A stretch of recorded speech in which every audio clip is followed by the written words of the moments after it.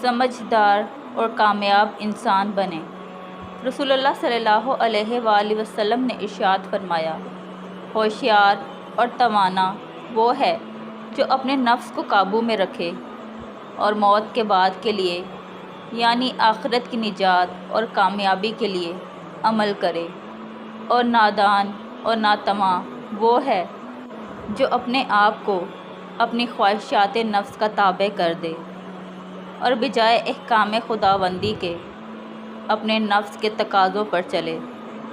اور اللہ سے امیدیں باندھے۔